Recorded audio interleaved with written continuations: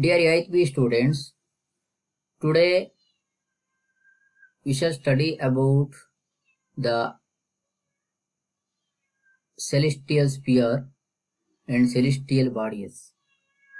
An hour of astronomy, a beautiful chapter. Okay.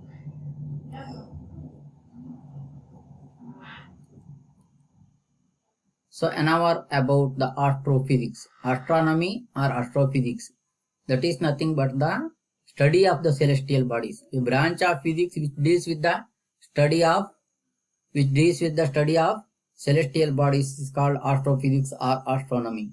Okay, a branch of physics which deals with the celestial bodies is called astrophysics or astronomy.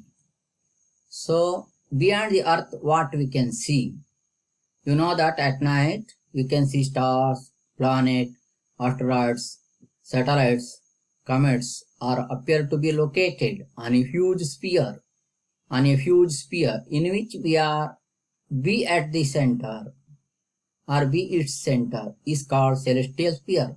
Stars, planets, asteroids, satellites, comets are appear to be located on a huge sphere in which we are be at its center is called celestial sphere.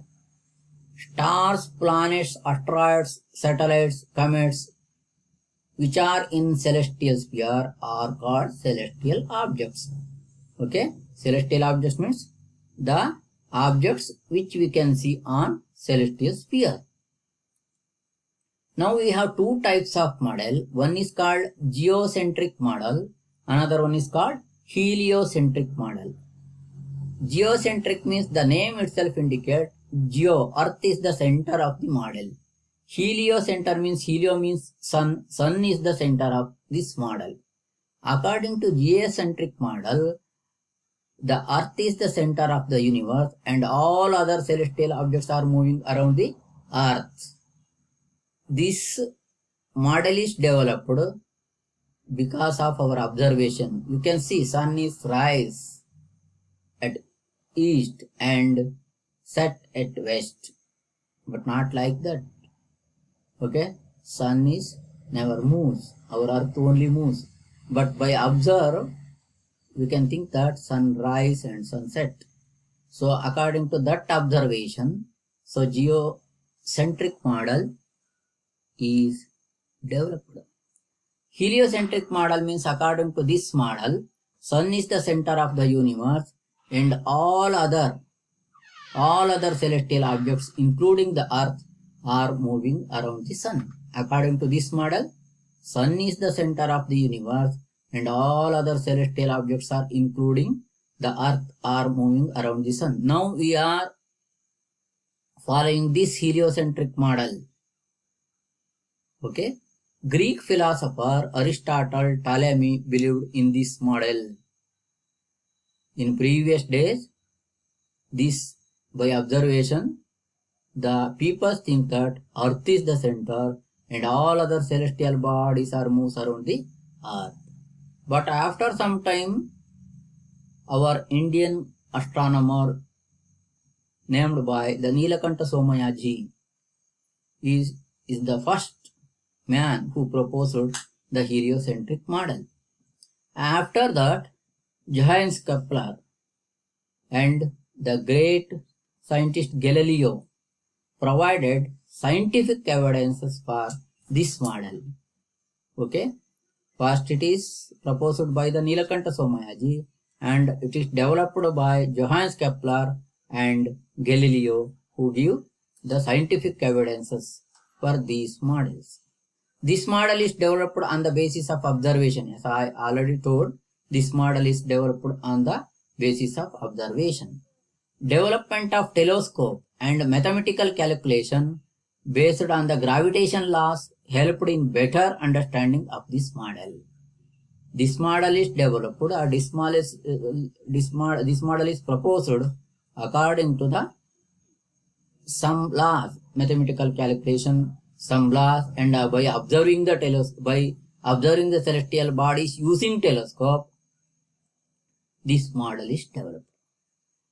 This model was not give clear explanation about the solar eclipse and variation in the path of the planet. This model is not give clear explanation about the solar eclipse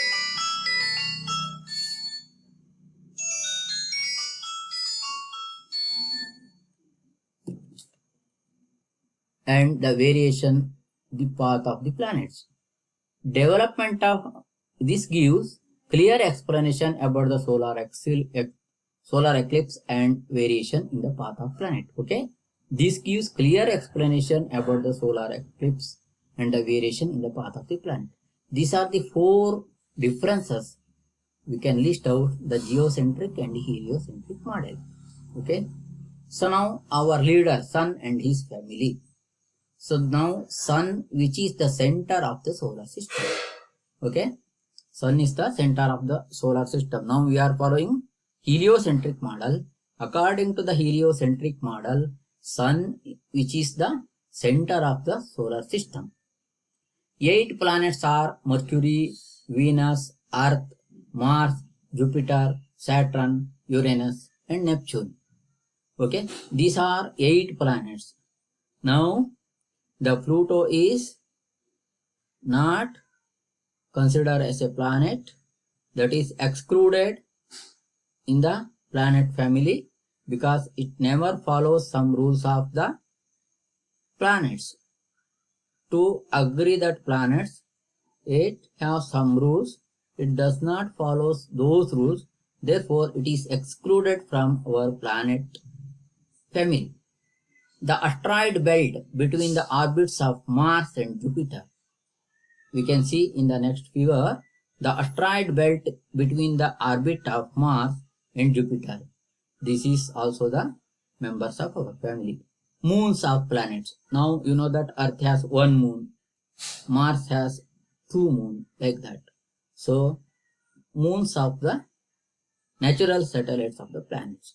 Comets such as Halley and artificial satellites and spacecrafts. Artificial satellites, you know that, to study about the Earth and to study and to for the network, and so we have launched artificial satellites. There are also there in our celestial sphere.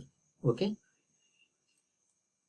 so I think this is our beautiful family, Sun's family. This is Sun, this is Mercury, Buddha, Venus, Shukra, Earth, Bhumi, Mars, Mangala, Jupiter, Guru, Saturn, Shani, here which has a beautiful ring.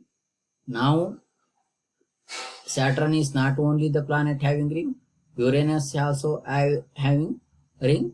Uranus, Neptune and Pluto. Pluto is not the planet according to present theory. So now I told already asteroid belts. Asteroid belts means when the solar system formed, the most of them are planets are formed like this.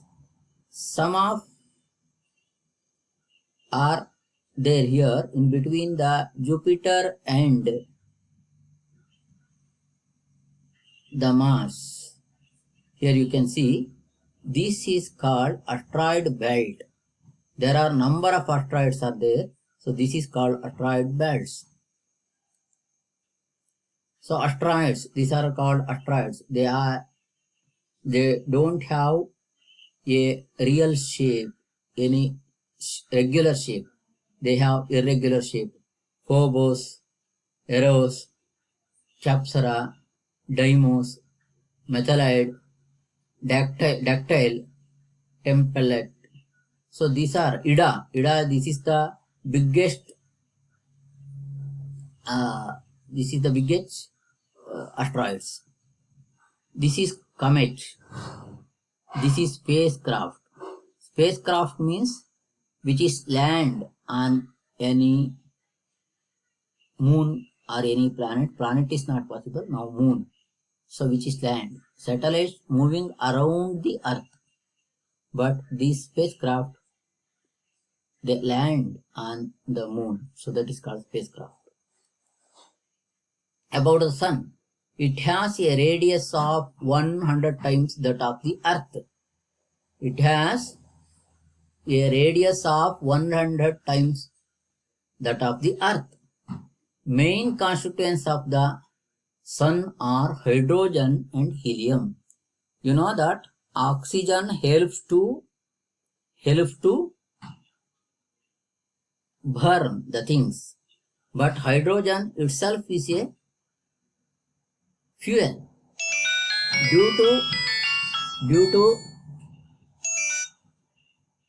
Due to thermonuclear fusion reaction in sun, enormous amount of energy is released. That is hydrogen combined to form helium to combine form another element like that.